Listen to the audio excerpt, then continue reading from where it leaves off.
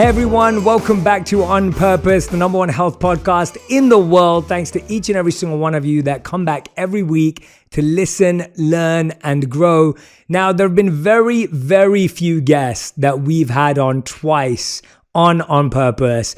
And this is one of those rare times. And it's because today's guest is not only an incredible author, one of my favorite storytellers, but she truly is a dear, dear friend. She reminds me of home.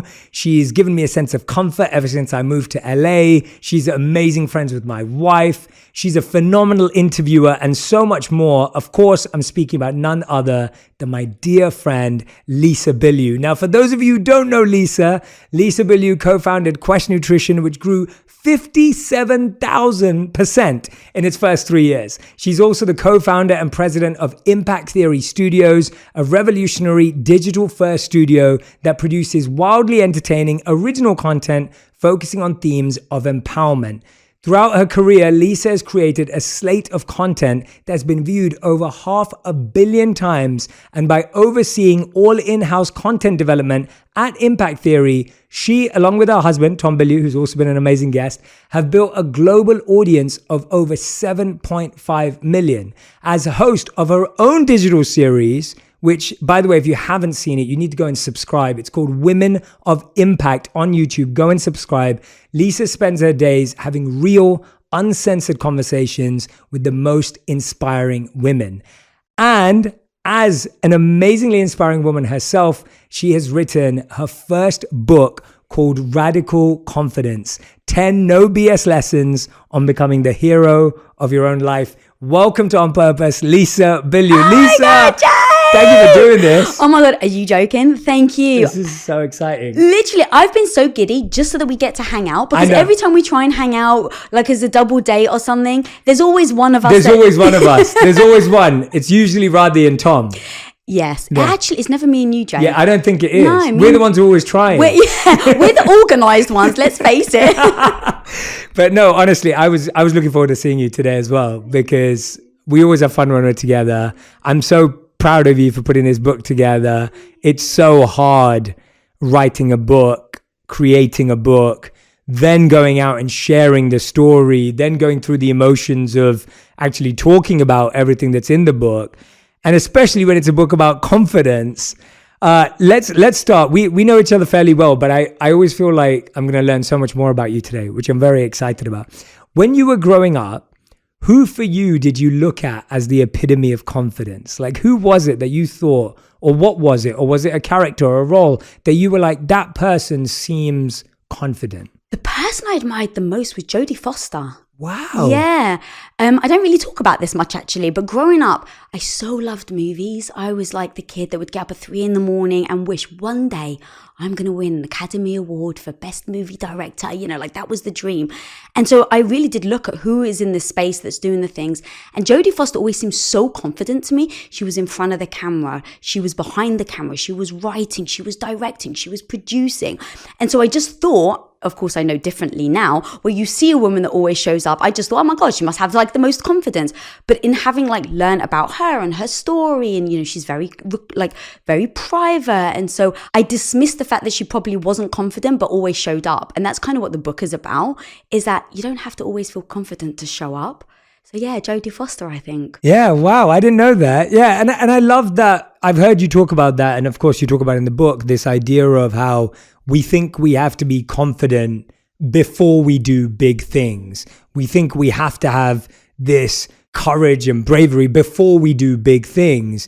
And you go on to say in the book that actually, no, when you do these things, that's what makes you confident. What was one of the first things that you started to do or experiment with where you started to gain confidence or build confidence? So I love that you said build. So I've got a line in the book. It's like a muscle.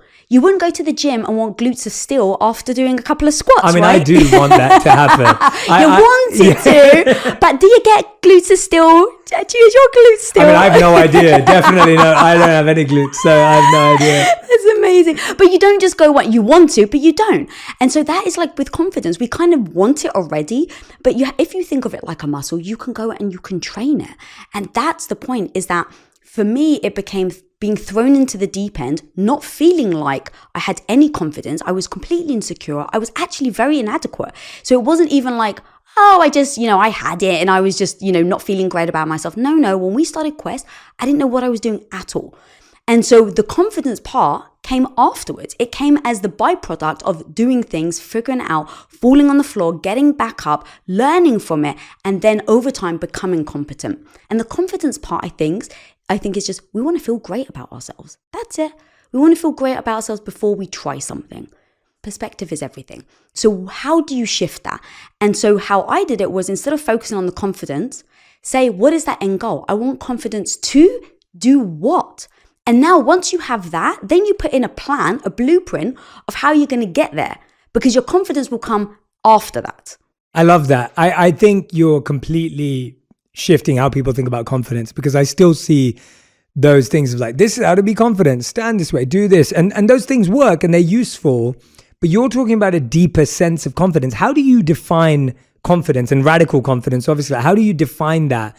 Because I do think you're encouraging us all to move to a much more deeper level of confidence. Yeah, I'm trying, definitely. Thank you. With the word confidence, I do think is about a feeling. You want to feel great about yourself before you start something. And radical confidence it's not about feeling great about yourself. It's about, how do I get to that end goal so I can have the life and the dream I've always wanted? That's it. And so it's not going to be easy. And that's a big part of it. And because it's not easy, and because you're all the time moving forward, even when you're scared, you're moving forward, even when you're fearful. How do you keep moving forward? Now, it's very easy to say, oh, just do it anyway when you're scared. No. If you've got crippling anxiety, if you're like really feeling badly about yourself, telling someone to just do it anyway doesn't actually help. So to me, it has to be a blueprint. If you want to lose weight, some people, like my mum, she was so severely overweight, just telling her, well, mum, I'll get you a gym membership. It wouldn't have helped, because she feels so badly about herself. She doesn't even have the radical confidence to walk into the gym. So, okay, how do you actually get someone to take their health, or like take those stepping stones? Maybe right now, all you need to do is put your shoes by the bed. That's it. That's what you're going to do tomorrow. You're not going to go to the gym. You're not going to do anything else. You're just going to put your shoes by the bed. And then the next day, you're going to put your shoes on. And what you're going to do is, every time you do it, you're actually going to give yourself a pat on the back and said, yesterday, I didn't put the shoes on, and today I did. And it becomes these little microscopic movements towards the dream that you really want, so that you can build that competence to build the confidence. Yeah, especially that part, the competence to build the confidence. I completely agree with you. I speak to a lot of friends who have young kids, and they'll always say to me like, oh, my kid's not very confident, and he lacks, or she lacks, or they lack in confidence. And when I look back to being a young kid, I would say I wasn't confident when I was growing up. And I was bullied, I was overweight, we grew up in the same area, I was one of the only South Asian Indian kids in our area. And so I was bullied for several things. And I would say it took me a long time before I developed a sense of confidence. But it was exactly what you just said. It was building competence that led to confidence. Yeah. So my parents forced me to go to public speaking school, built tons of confidence. My parents forced me to go to drama school, built tons of confidence. So when they forced me to build competence, that built confidence. And I think we're so scared that we don't build skills. We think we can solve how we feel without building a skill. Does that make sense? Oh my God, 100%. And that's part of it. It's like me wanting to, let's say it's getting on stage. I was so petrified to get on stage, but my goal is impact. So Tom pulls me aside and he's like, babe, as your husband, you've said you want to create impact, but you keep saying no to these speaking gigs. And so I'm just letting you know that your actions aren't aligned with what you say you want in life. So I was like, okay, how on earth do Typical Tom, I know, calling me on my stuff. So it's like, okay, I recognize that getting on stage actually does serve that mission that I really am like holding my core to. But how on earth do I get on stage? How do I build that competence when I just feel so badly about myself, when I'm so embarrassed, I'm worried about falling on my face and like really embarrassing myself? How on earth do I do that? And it becomes, you said your parents forced you. As an adult, I think it becomes harder. We get very in our own heads. And I think, as kids, you can learn, you can walk, you can tie your shoes, you learn how to do it. You don't do it the first time, but you just take time. But as adults, we don't give ourselves the grace to go through that training period. And so for me, when I'm thinking about public speaking, I do think about those incremental steps in order to get there, because I can't just want to your point. It's like, I can say I really want this, but to so many people, that's just not enough. It's like, that isn't enough to actually get people to act on their dream. Yeah, absolutely. Absolutely. Now, what I love about the book, and I do recommend everyone goes and grabs their copy, it's called Radical Confidence. I'm speaking to Lisa Bilyeu, 10 No BS Lessons on Becoming the Hero of Your Own Life. Make sure you go grab a copy. We've got it in the subject area. We've got it in the comment section, everywhere. I love books. I love content that has lessons. And the fact that you have 10 in here makes it very simple. And I love that. And I want to dive through a little bit of these so everyone gets a feeling of like, oh, I need to, go and dive into that chapter. First of all, you say your dreams are a gamble, bet on yourself. And the one that I loved out of all of these was I can stop making excuses, because I think there are a lot of excuses. Where do you think those excuses come from? What were some of the excuses you've told yourself, and what are some of the excuses you hear that other people are telling themselves? Great question. And I just want to say, sometimes, here's the problem with excuses. Sometimes they're real. That's the problem. Sometimes, yes, you have every reason to say, I don't have the time. Right? Jay Shetty, how busy are you, dude, right? How busy? Yeah, oh my, I think I work most days 7 a.m. till like 10 p.m. till I go to bed. Yeah, that's insane. So let's say something comes to you. You can easily say, well, I don't have time. Is that an excuse or a valid reason? It's true. It's true. But now, if it's getting in your way of your dream, how do you see it? Yes. Is an excuse or is a reason? It's like, everyone makes their decisions, right? So you would make the decision to say, I can't do that because I'm too busy. To me, that's a decision that you've made. Yes. And so for me, the excuse is to look at your reasons why you're not making the moves that you want to, or that you say you're going to. Write them down. And then with no judgment, you can hear me say that a lot because I used to judge myself, and it's the judgment that would hold me back. So writing down all those reasons, let's say you've got your goal. Why aren't you there yet? So my goal was, I want to make movies. That's where me and Tom, we first got married. Tom was going to go out, make enough money, and I was going to support him at home. It was just going to be for a year. So 1 year turns into 2 years, turns into 3, turns into 4. And so I start losing all my hopes and dreams in that period. And the excuse I kept making to myself is, well, we still don't have the money yet to make movies. And that was the reason that I was using, that we weren't making movies. Now, if I'd stepped back, said, okay, my goal is to make movies. What are the reasons? Well, I don't have enough money. Is that a reason or an excuse? If you drill down, it's an excuse, because I could make a short movie. I could make a 2-minute film that is shot on my iPhone that costs nothing. But in my head, I'd so stuck to the big dream of making a $100 million movie that every time I wasn't even taking one step, I kept using the excuse that I didn't have money. I kept using the excuse that we didn't have the time, that I was, well, hang on a minute. In fact, here's a perfect excuse that I wonder if your audience will resonate with. We used to say Tom would go out to work, and it's like, why wasn't I really moving towards my dream and my goal? And as we started to build Quest, as it was getting more and more successful, I was like, well, I can't focus on Quest because I still have to do all these things at home. I can't put all my time in there because I still have to do the laundry. I still have to cook. Now, is that a reason or is it an excuse?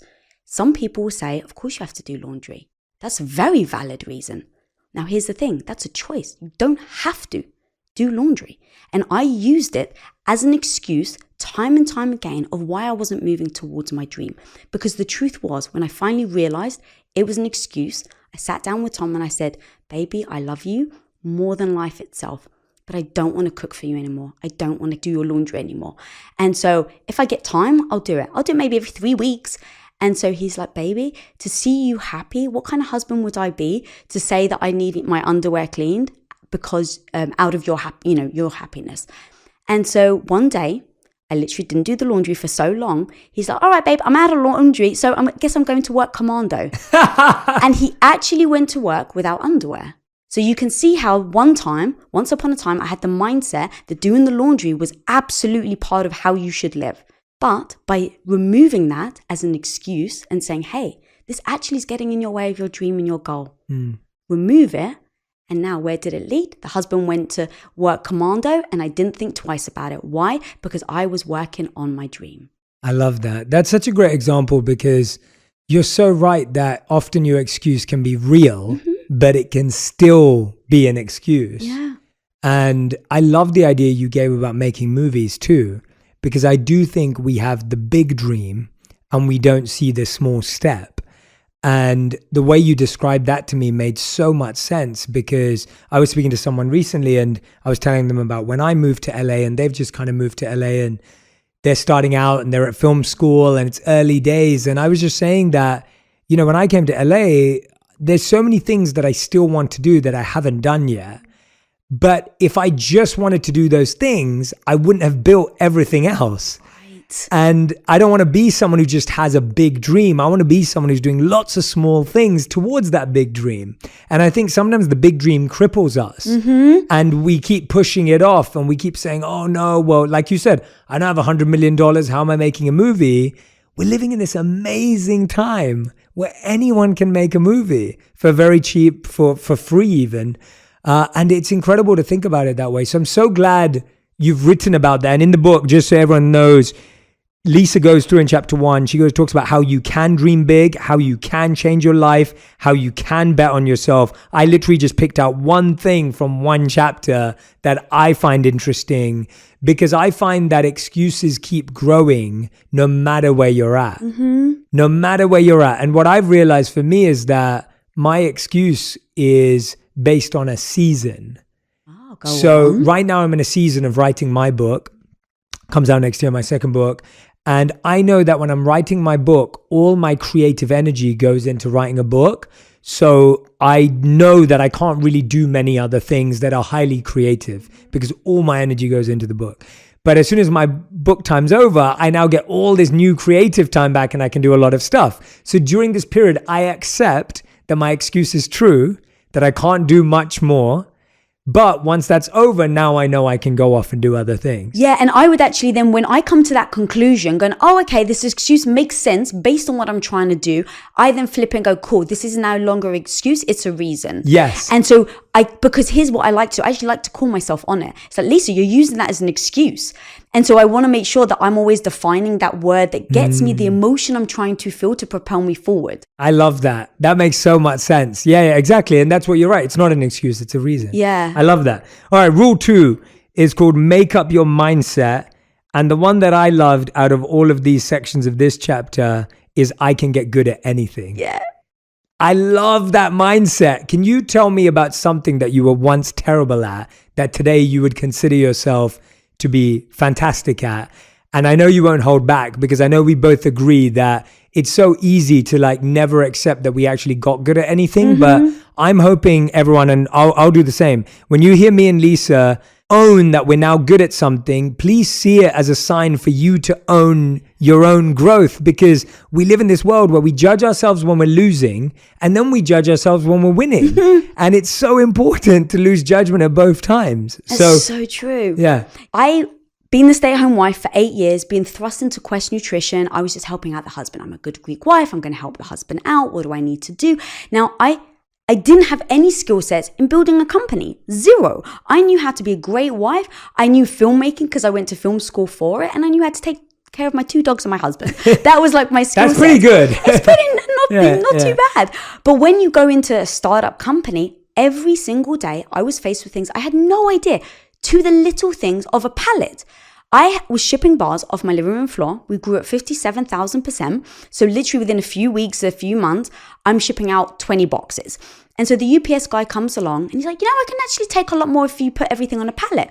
I was too embarrassed to admit. I had no idea what a pallet was. So I was like, okay, great, thanks, mate. And he drives off. I run back to my computer and type in Google, what on earth is a pallet? And then the image comes up like, oh yeah, I kind of know what those are. Where do I get one from? How much do they cost? So I literally just keep typing in, where do I get one from? How much do they cost? And that's the sort of thing that started to build my self-esteem around being the person that can figure it out, not the person that knows everything. And it becomes such a safe place for me because now I don't worry about not knowing something. If I have the mentality and the ethos that I can figure it out, if I put the time and energy into it, some things may take a second. What is a palette? Some things may take 2 years. But regardless, if I believe I can actually take the steps forward. But if I believe I can't, I'm not going to. And let's face it, so many people are also there to be ready to tell you what you can't do. Yeah. So that's why you have to believe in yourself that you know how to, because you can very much get influence from the outside world. Like one of the very early days, I don't know if you know this story actually, one of the very early days of Quest, we had like Justin Bieber's cousin was like contacted Quest. And so they're like, oh my God, Lisa, we can get Quest bars to Justin Bieber. But here's the catch. He's in Dubai and you've only got like 48 hours to get it to him. And everyone was like, but it's impossible. Everyone said it's impossible. I called up my UPS guy. They're like, it's impossible. It's a food product. It's Dubai. It's imports. It's like all this thing, like logistics. And in that moment, I was like, no one's going to fight for your dream more than you will. So of course, my request to even the UPS person, I'm making his life harder. So when he sees the hurdle, or he's like, it's impossible. But no one will fight for your dream more than you will. So I didn't take impossible as an option.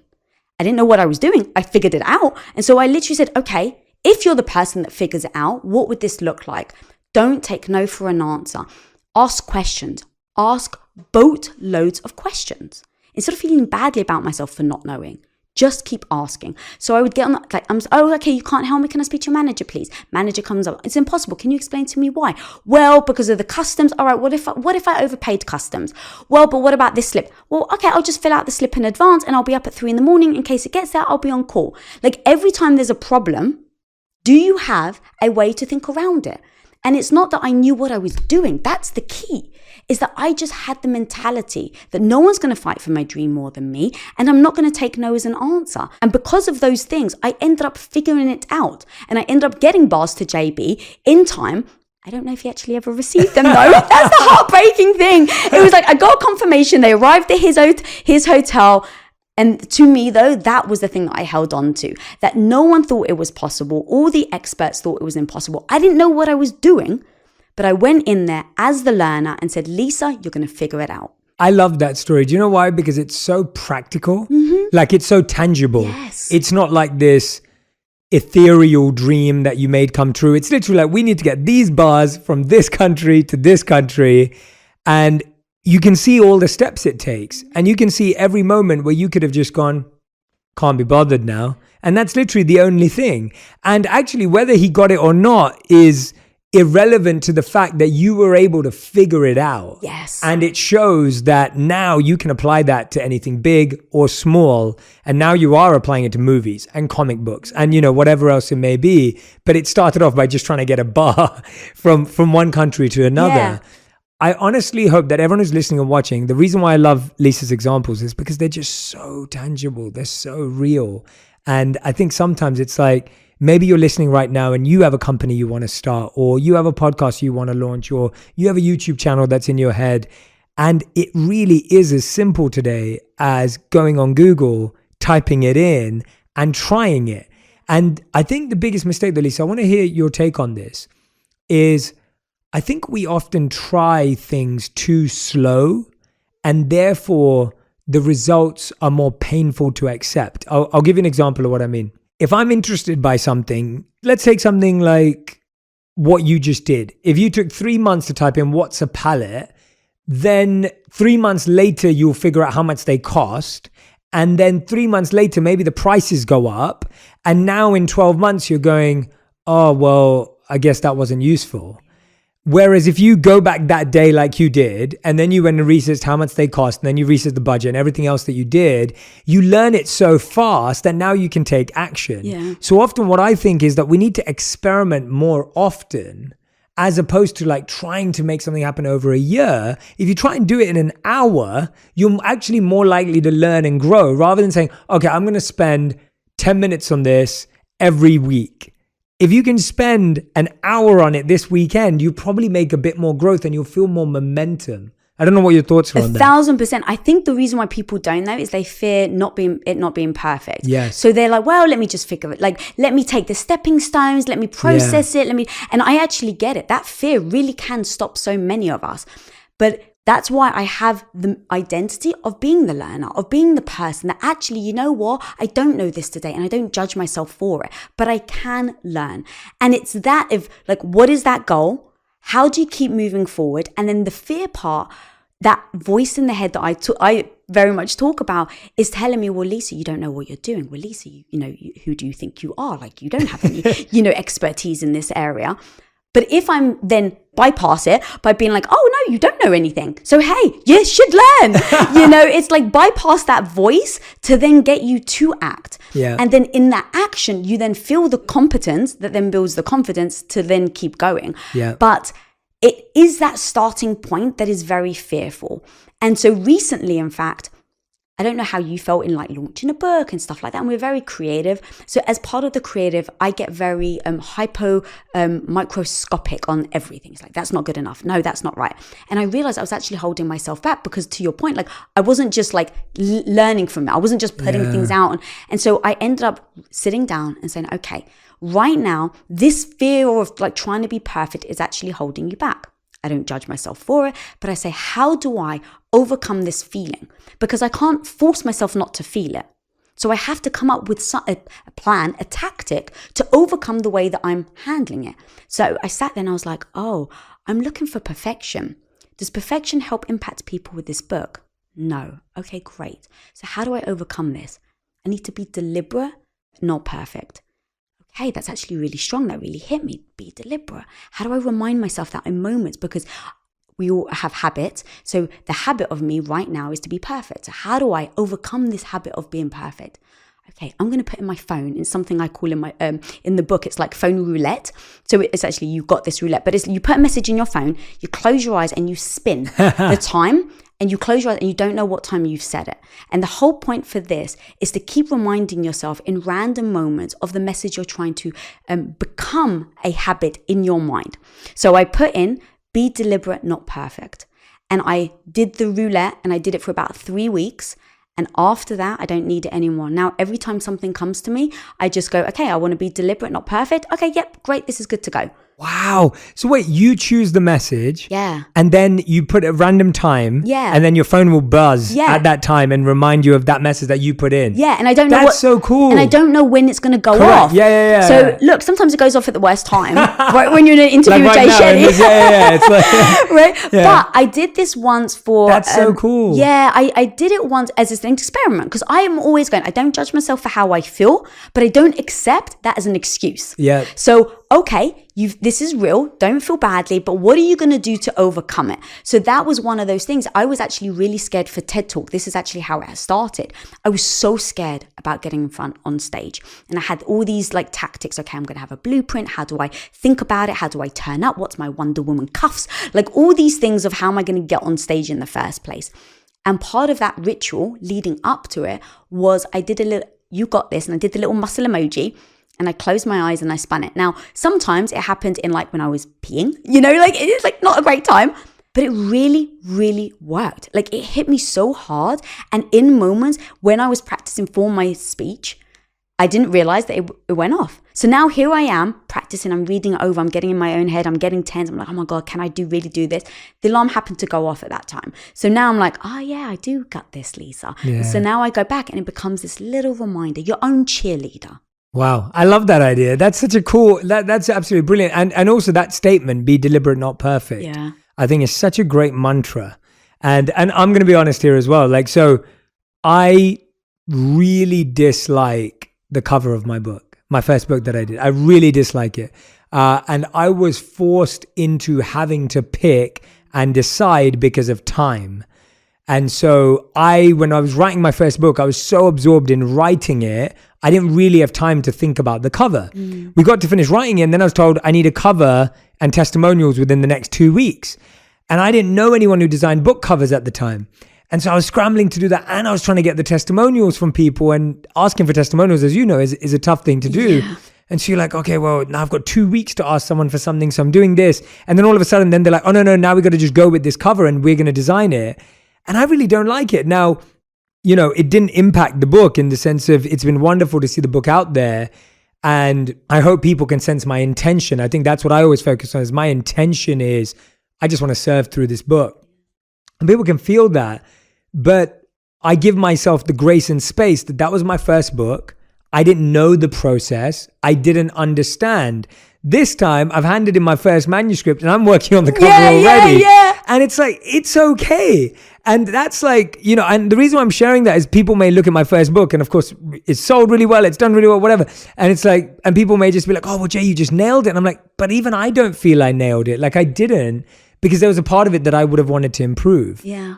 You've got an epic front cover. Oh, thank you. And this, look at this radical confidence front cover. It's so beautiful. It's amazing.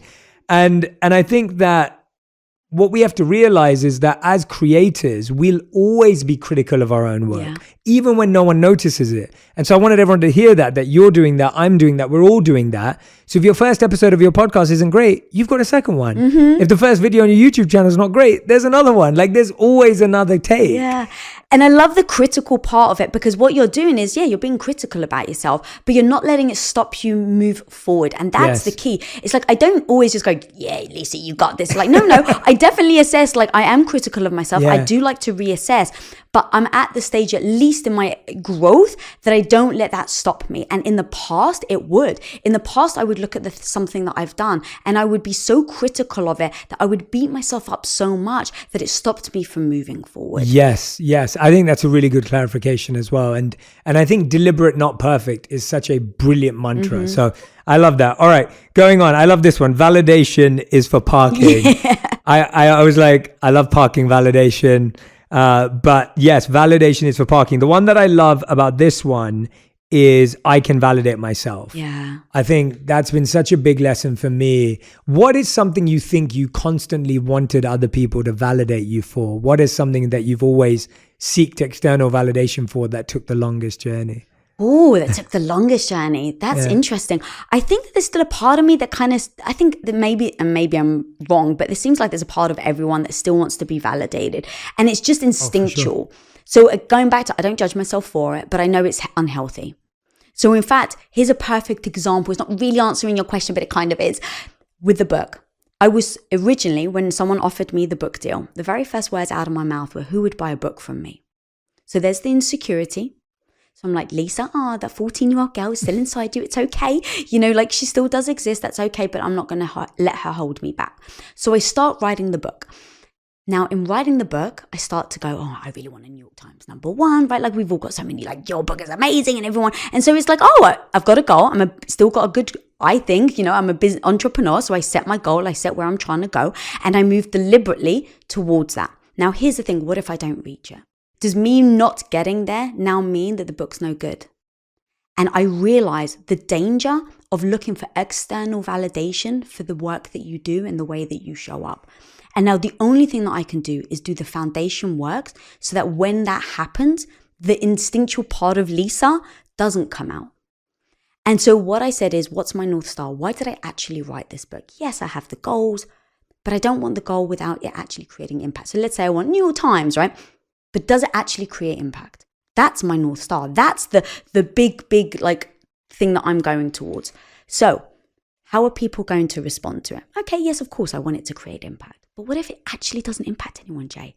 What if everyone hates it? That's a big possibility. When I was writing it, I didn't know. And so what am I going to do to make sure that I still feel validated and that I still feel my worth? And so I said, what am I going to do now? Number one, do you give it your all? Because, and here's the thing when I say that, everyone at home, if you've given it your all, you can tell other people you have, but you really know. So am I going to give it my all? Yes or no? Yes. Great. That's going to be a metric I'm going to go by. If I gave it my all, I've got nothing else to give. Am I going to learn from this experience if it does badly? Yes. Did I have beautiful intentions? Yes. Am I going to really, if it fails, not beat yourself up, but are you absolutely going to take a hard look and identify all the things that you think that you failed in? Yes. Great. Now I can move forward. move forward. And if it doesn't do well, I've got those bullet points that I'm going to go back to and say, I had every intention to help women that felt like I did. I had that North Star. I knew what I was trying to do. I gave it my all. And so if now no one likes it, I'm not going to feel badly about myself because I showed up. And that's the thing, Jay. No one can affect whether you show up or not. Forget about the failure and successes. No one can affect whether whoever's listening at home, if you showed up or not. The only person that can affect that is you. I love that.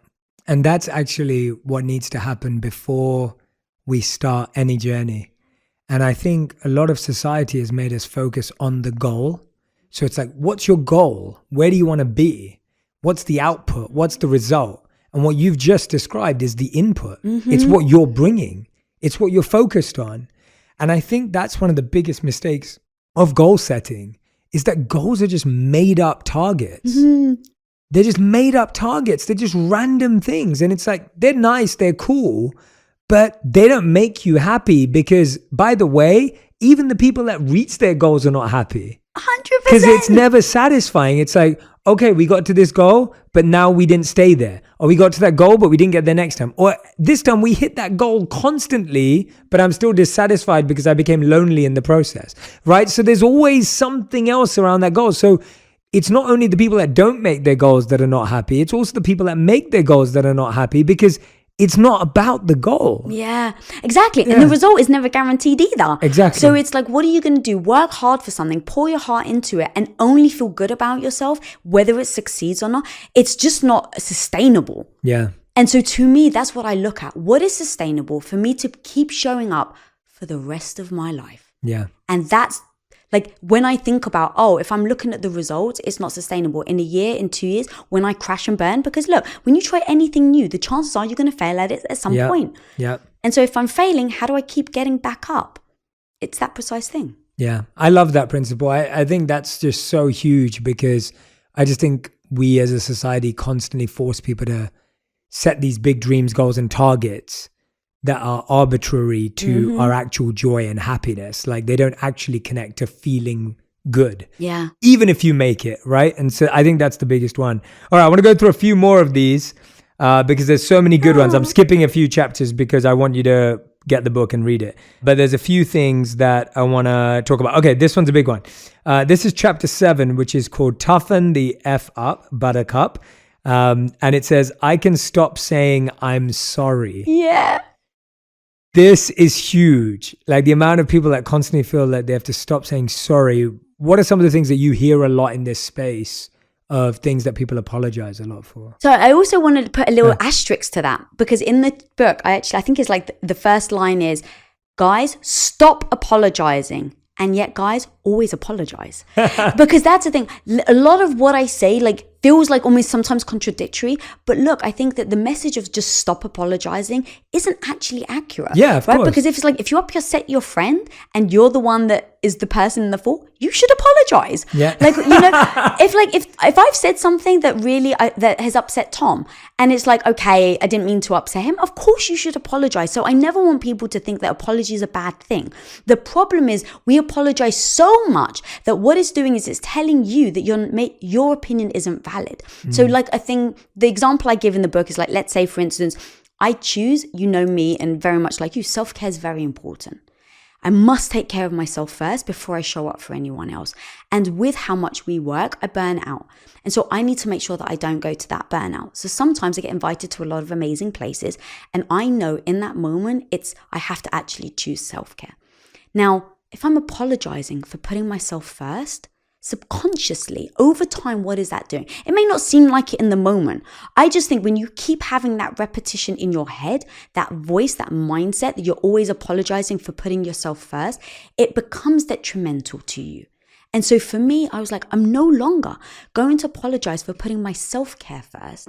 I'm always going to be very respectful. It's never like, well, F you. But it absolutely is. How you use language makes a difference. The language you use, and that's really the big key thing in all of this. If you say the word sorry, is that actually authentic to you, or are you dismissing something that's actually very important to you? like self-care. So if someone invites me out, I won't actually, and I'm doing self-care instead, I actually won't say I'm sorry.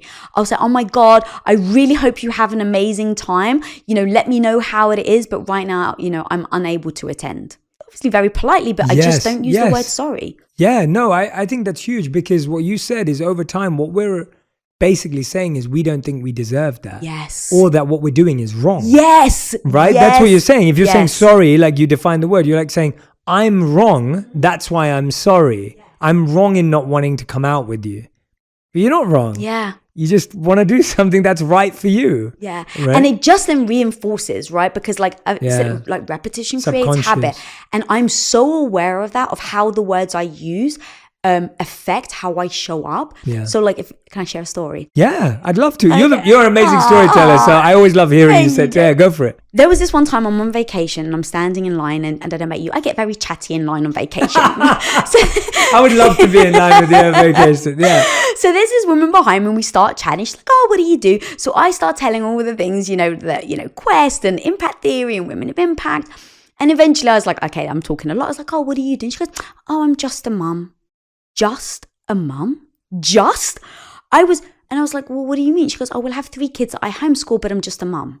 She was so downplaying her achievements by using the word just. Now, it may not seem like a big deal, but imagine she says that to herself over and over again. She's really invalidating how much she's bringing to the table. And so in that moment, I almost couldn't help myself, Jay. I was like, I'm so sorry, but you just said just. I was like, what you're doing is incredible. I was like, you're bringing up the next generation and you're doing it with 3 children and homeschooling. I was like, that isn't a just. As soon as I said that, her demeanor changed. She starts glowing, talking about all the classes, all these new tests that she was trying on her kids to see what would work and what didn't. In removing the word just, changed how she saw herself. And that was just one word in one moment. Yeah. Now think about the words we use in our own head over and over and over again. Yeah. I think that's the point, that in that moment, you'd only heard her say it once. Yes. But she's heard herself say it every day, where whenever she meets someone who is externally doing more, right? Quote unquote more, externally, quote unquote, more, quote unquote, because it's her perception.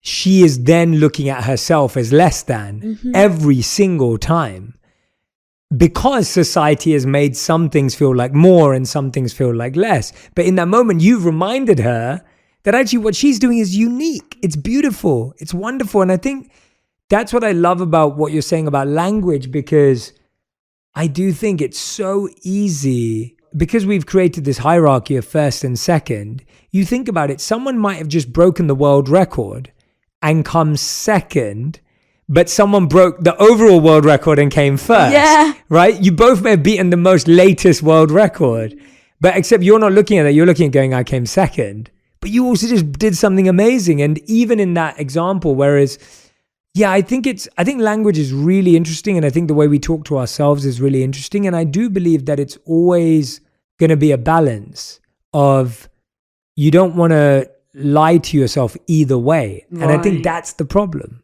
right? Both of them are lies. Saying to yourself, I'm the best in the world and I'm better than everyone, that's a lie. And saying, I'm the worst, I'm just a mum, that's also a lie. Neither of those are actually true. Yeah, that's so true. And we are so conditioned ourselves into thinking a certain way that it becomes like the belief system that maybe we don't even question, because we don't even realize it's there. And so that's what I just love about everything we're talking about. I mean, is it Carol Dweck? I think it was her that said, just add the word yet onto a sentence. I can't do X, Y, and Z yet. It's one word, 3 letters. And yet it changes everything of how we perceive that thing. If you say, I can't play the piano, or I can't play the piano yet, night and day. Yeah, it changes everything. Everything, yeah. Language changes everything. I do recommend that everyone sits down and defines the words they use the most in their life, and chances are you and your partner, you and your kids, you and your parents all have different definitions. And so you got to be really careful, because you may have defined your words, but you got to make sure that their words are aligned, or that they have their own definition that you're aware of. Yeah. Because otherwise, when they say, well, I don't think you've done something significant, You have to know what you mean by significant. Otherwise, you're going to take that personally. So I rarely take people's words personally because I know their definition is not the same as mine. Oh my God, yeah. Tom and I, in our marriage, we have our own little like Bilyeu dictionary because for that exact reason. Because if I say to him, hey babe, this is really important to me. I say the word important 3 times in a year.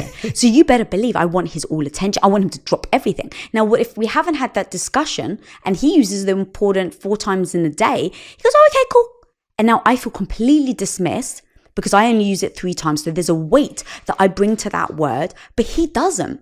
Now, does that mean that he's wrong and I'm right? No, it just means, to your point, that we have different definitions of what that word specifically means. Yeah. So like one of the worst words that I think it does detriment to so many people, especially women, is the word should. That like is the word that literally is like handcuffs so many of us. I should do this. I should be a good wife. I should be a good Greek wife. I should take care of my husband. I should put his, that was what I was taught. I should have kids. Like it didn't even dawn on me that I could ask, oh, hang on, do I want kids? Because I just used the word in my head over and over again. So powerful. And you can make so many big decisions in life with bad language. Yeah. And it's scary actually where it can go. And if you're someone who feels you have done that for a long time, you can change words. That's the best thing about it. You can change your definitions. You can change your words. All right, one more that I want to take that I love because this one really, really stood out to me is I can be too sensitive. I think that's one that gives a lot of permission because you're a very practical person. I watch your Instagram stories and you're always someone who shares what you're feeling, but then you share what you do about it. Yeah. And so I'll see you go, I woke up, didn't want to work out today, but here I am. Or like, I woke up, my gut wasn't great today, but then this is what we did. And like, you're very open about the feeling and being sensitive, but then moving. How did you get good at closing the gap between allowing yourself to feel and being sensitive to actually taking action? I think because I didn't move forward. I literally for 8 years, my life was what I feel like was in the purgatory. I can't believe you like that. I can't even imagine you like that because we never knew each other then. Yeah. Well, I feel the same about you when I hear about your crazy wild boy stories when you're young. I'm like, like, it just seems strange, but that just actually is great, right? To show that we really can evolve. We really can change by making these different choices in our lives. And so for 8 years, I was making the same choices to stay stuck.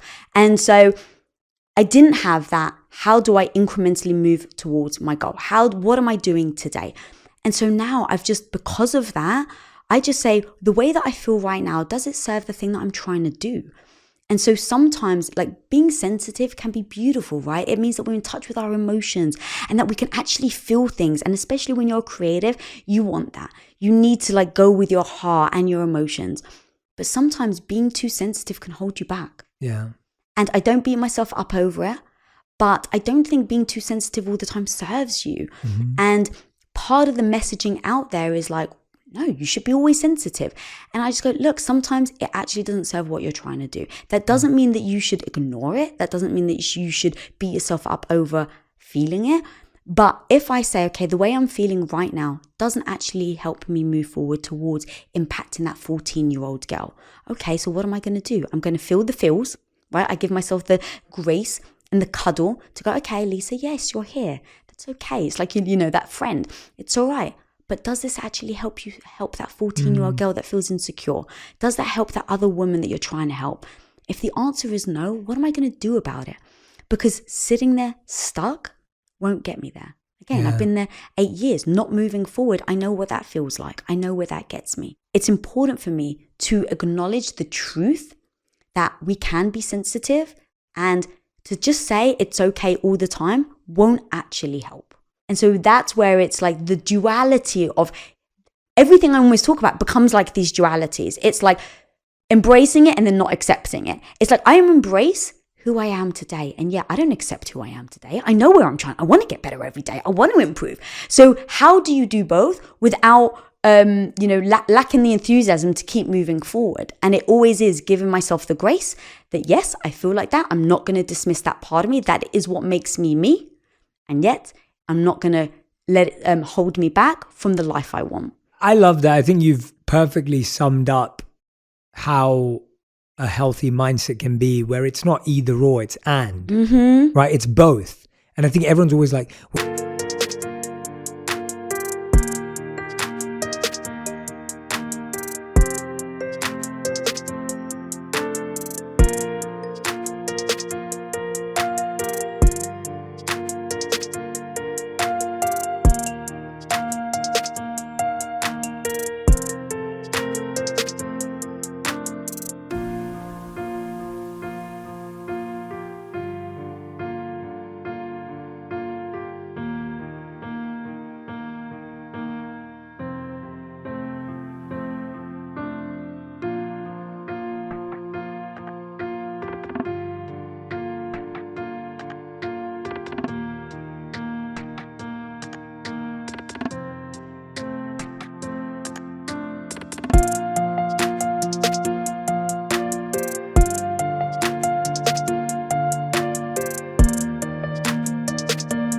or should you be really vulnerable, or should you be really like action oriented? And it's like, be both. Yeah. Like, be vulnerable and then take action. Yeah. Like, should I be really sensitive and compassionate, or should I be really brave and courageous? It's like, be both. It's like, should I be affectionate or assertive? It's like, be affectionately assertive. Like, Yeah. be both. Like, you don't, and I think we've just been brought to believe that everything's either or. Mm-hmm. And what you've just said is, no, I can be both. I can embrace myself, and I don't have to accept where I'm at. Can I add Yeah, one little please. extra thing? So also, is your sensitivity actually warranted? Now, what I mean by that is, I still accept it, so I never dismiss it, but I don't know if it's always warranted.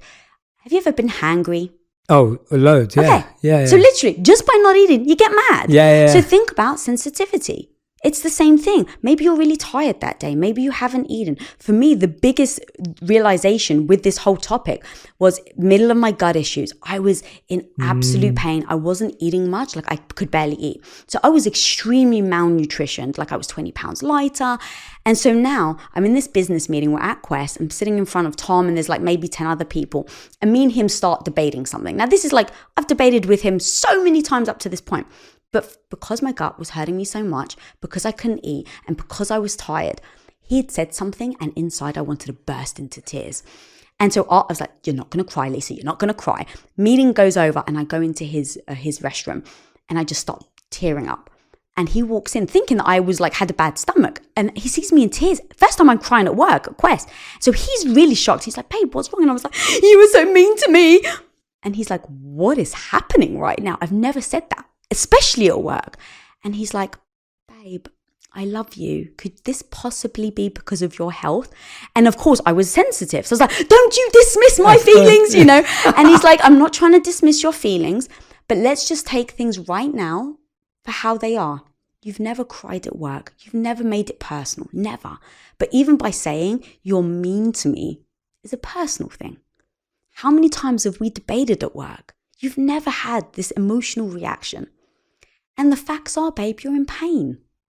So can we maybe just say that right now you are being sensitive that you may not otherwise feel if your health was better? Yeah. And so in that moment, I was like, actually, you know what? Sometimes your sensitivity comes from something else. Totally. But you take it personally. Oh, you're spot on. I mean, I genuinely don't trust myself if I'm hungry or I'm tired. Right. Like, I just don't make good decisions. I don't make decisions. I don't make choices. I will put something off. If I'm hungry or I'm tired, I will say I'll think about it tomorrow. I just don't want to make that decision because I know I'll make poor decisions, let alone with our feelings and how we treat people. Yeah. And I can remember that actually when I was going through health.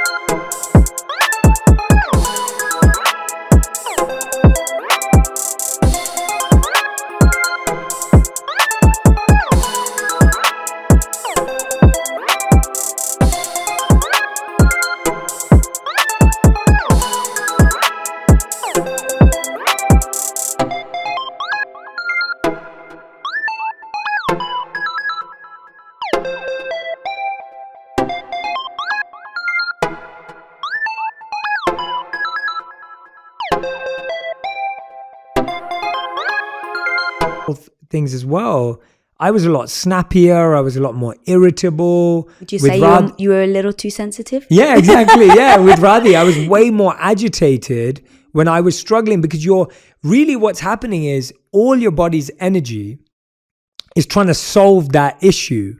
And so you have no energy. You don't have any capacity left for the part that you would usually have, a little bit of resilience to deal with something that's not comfortable. Exactly. And now everything that would have just been uncomfortable becomes personal. Yes. And that's what's happening, right? Yes. It's like because you've lost that capacity for discomfort. Yes. And I've realized that many times when I'm tired or I'm hungry or I'm going through something health-wise, I lose my ability for discomfort, when usually I'd be more than happy to be in discomfort or handle some austerity. And the fact that you know that about yourself, though, allows you now to maneuver. Yeah. Right? It's not that you dismiss that you're a bad person or that means something about you. You just know, oh, okay, I'm not in my full capacity because I don't have the things that I need in order to be able to handle this and not take it personally. Yeah. So that's where in the books, like, it's so important for me to say, like, look, I'm sensitive and you can't take that away from me. It's like, yes, but does it serve you? And is it actually true? Or is it a reflection of other things in your life? I love that. Lisa. That's such a powerful, and I want everyone who's listening and watching that this book is full of what I think Lisa does really well, is take on these really complex ideas, simplify them, but then still deal with the complexity, right? As you can hear, we're going back and forth on this stuff because it's not either or. It's not one or the other. It's not like, here's the one answer that's going to solve everything. It's actually like really textured and layered and messy. And you've got to think about it at that level if you really want to solve it. Because just going out there and saying, just be sensitive, just share your feelings, like that's only one half of the issue. Yeah. And then there's all these other layers in between. And so I think what Lisa does in Radical Confidence is each of these 10 lessons, they're going to simply tell you what to do next, but they're also going to help you think about how these ideas, and as she said at the beginning, the muscle builds over time. Lisa, thank you for writing this book. I again recommend everyone goes and grabs a copy. You won't be disappointed. I genuinely have always loved Lisa's storytelling ability. You saw it today. She's able to take you back into a moment in time, help you to reconnect with that 14-year-old girl that she was, to reconnect with the housewife she was for 8 years. You know, all of those elements in her life, which I think are identities that we can all relate to at different times in our own life. Lisa, any last words, anything that's on your mind, anything that's on your heart that you really want to share? I want to give you the space to say it. No, just thank you so much for having me. And, you know, you've really been witness as well to kind of me going from behind the scenes, you know, in front, and Radhi's been doing the same. Like, it's so beautiful to see like how much you support so many women in your in your life. So thank you for being a part of my own journey and being such a good friend. And, you know, my brother from another mother, you feel like home, dude. And I just cannot thank you enough for having me. I'm so proud of you for putting this together, because I just think there's so many people out there who are struggling with these exact questions, these exact challenges. Some of the ones that I didn't take for anyone who's listening, because I think, you know, you'll resonate with these ones. Just people can relate to this. How can you develop the mindset to, I can set boundaries. I can choose how I react. I can rescue myself. I can be motivated. I can boost my confidence. I mean, these are all things that we all wish we could do. And I love how the book not only talks about the ideas in the way you'd expect, but I think you take this really counterintuitive approach to giving more depth on each one. Thank you. Because I think that was actually the thing that held me back, is I would read all these one things about, and I was like, but that isn't really true to me, how you show up. And I think humans are you said it earlier, humans are complex. Women, we're very complex. And so it's not binary. It's not one or the other. It's how do you deal with the beauty that makes up you? Yeah, absolutely. Everyone, make sure you subscribe to Women of Impact. Make sure you follow Lisa on Instagram. Make sure you go and grab a copy of the book. You won't be disappointed, I promise. And please do tag me and Lisa on any social media platform that you use, letting us know what stood out to you, what connected with you. Maybe you're going to take a picture of a page in the book that really resonated with you, that spoke to you, highlight it, share it with us online. I genuinely love to see the feedback. And as you know, I do deeply, deeply, deeply support my friends who are authors on this podcast, because writing a book is just not easy. When someone's promoting it and there's lots of cool posters and TV shows and billboards and all this kind of stuff, it can look very exciting, and it is exciting. But the journey of writing a book, getting it right, printing it, getting it sorted, and then taking it out there, it's a marathon. So if you ever see me share about books very enthusiastically, it comes from just knowing that the author's really been through it to get to that stage. So that's where my over enthusiasm kicks in. But thank you so much for listening and watching, everyone. A big thanks to Lisa for joining us today. Sending you lots of love. Make sure you